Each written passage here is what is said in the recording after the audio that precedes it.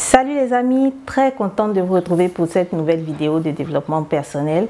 Aujourd'hui, nous allons voir ensemble 4 domaines dans lesquels il est vraiment indispensable de connaître les 4 tempéraments. Alors restez connectés, branchés jusqu'à la fin de la vidéo.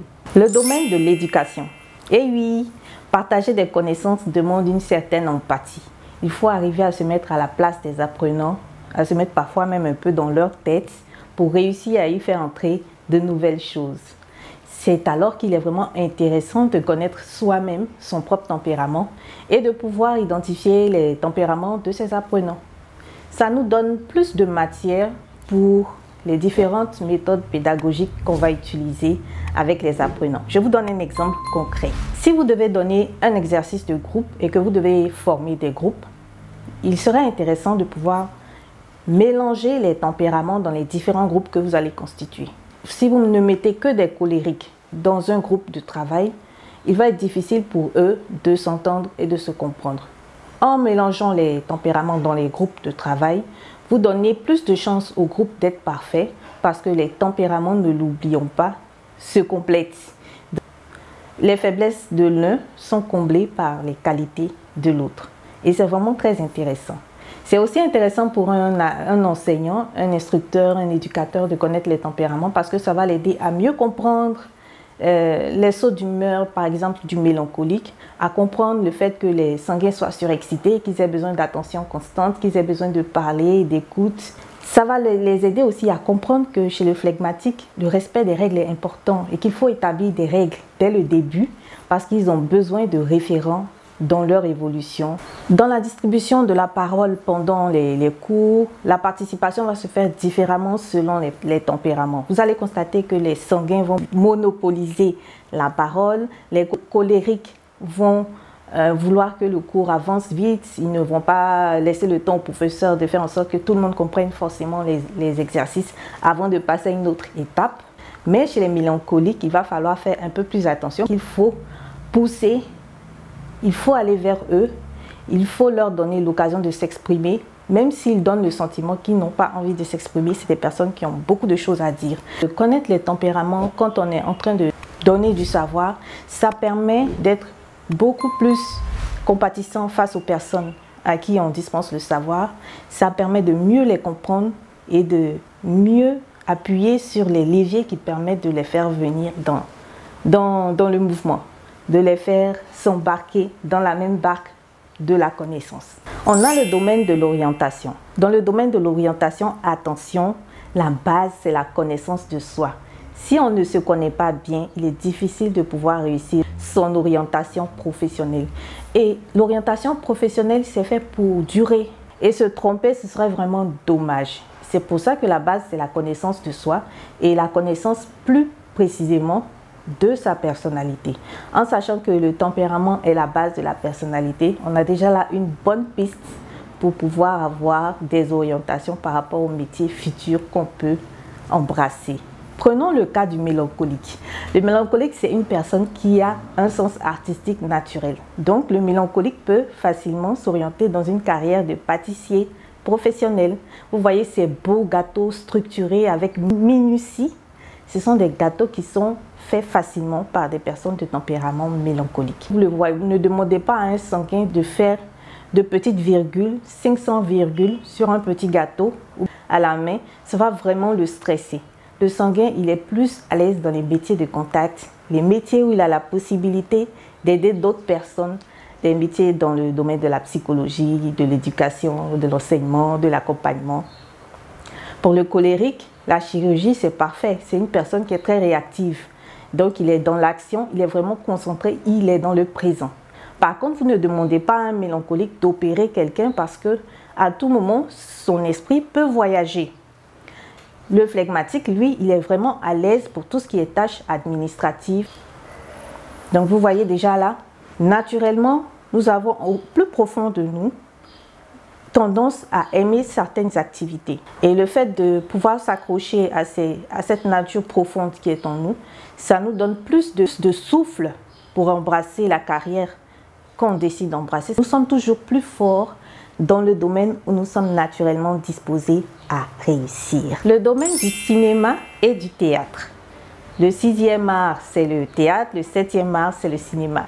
Donc, dans ce domaine-là, je vous assure, la connaissance des tempéraments est vraiment très importante. Déjà pour le réalisateur, pour le scénariste aussi, très certainement, parce que quand il va créer ses personnages, il aura besoin de leur donner une certaine personnalité. Et rester collé au tempérament, aux défauts et aux qualités naturelles du tempérament rend crédibles les personnages auxquels il donne vie à travers son œuvre. Le réalisateur, les scénaristes et les acteurs peuvent donc jouer avec les émotions du public, des téléspectateurs, des spectateurs, rien qu'en utilisant les défauts et les qualités naturelles rattachés au personnage. Je vous donne un exemple.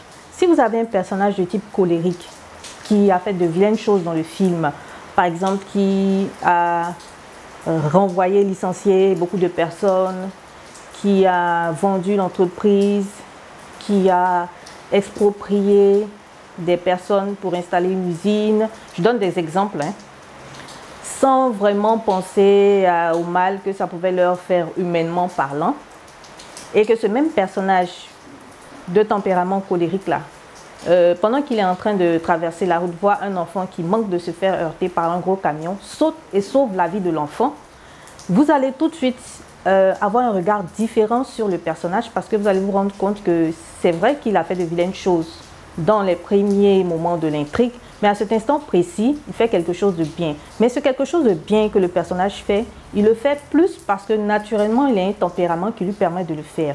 Effectivement, quand on est colérique, on est très réactif. On n'a pas peur d'affronter les obstacles. Je l'ai dit dans la vidéo sur les colériques, vous pouvez la regarder pour vérifier. Et vous voyez, ça colle vraiment à sa nature profonde.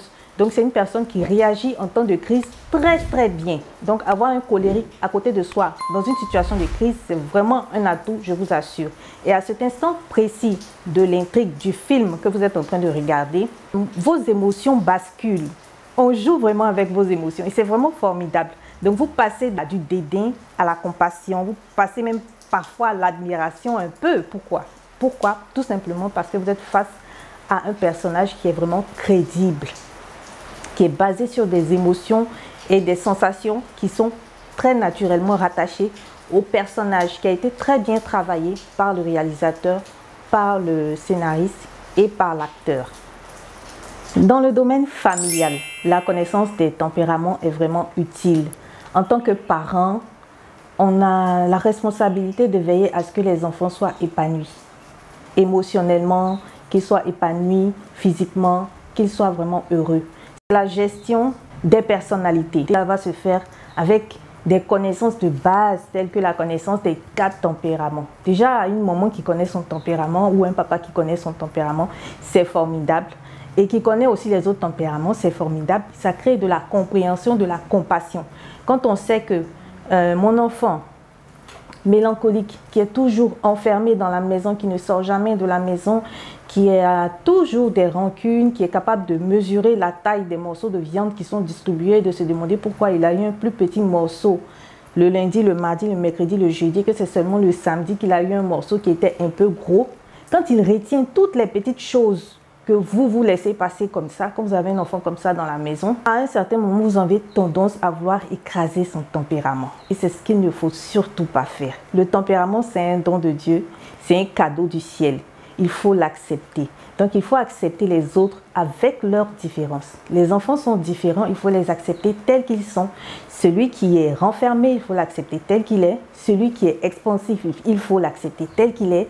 Il faut valoriser ses qualités naturelles, mais pour valoriser les qualités naturelles de son enfant, il faut les connaître. C'est pour ça que la connaissance des tempéraments est vraiment utile. Quand on connaît les qualités de son enfant, on sait sur quel levier agir pour l'aider. Pour le mélancolique, par exemple, vous savez que c'est une personne qui est tout le temps envahie par ses idées. Vous pouvez tout simplement mettre de nouvelles idées dans son esprit par l'intermédiaire de livres, de journaux, de bons films instructifs. Ça va nourrir son esprit d'idées nouvelles et ça va l'aider à mieux se construire. Si vous avez un enfant qui est sanguin, vous devez accepter le fait qu'il puisse faire plusieurs activités à la fois. Il ne va pas s'épuiser, ne vous inquiétez pas. commencer une activité, ne pas la terminer, ne lui en voulez pas, c'est comme ça qu'il est. Il faut qu'il touche un peu à tout avant de trouver son équilibre personnel. Alors les amis, si vous avez apprécié cette vidéo sur l'utilité des 4 tempéraments dans les 4 domaines que je viens de citer, je vous invite à faire le test sur les 4 tempéraments. J'ai mis le lien dans les commentaires. Si vous n'avez toujours pas pu identifier votre tempérament, vous pouvez aussi regarder les vidéos que j'ai postées sur chacun des 4 tempéraments et ça va vous aider à en savoir plus. En tout cas, pour ma part, j'ai pris plaisir à faire cette vidéo. Bisous.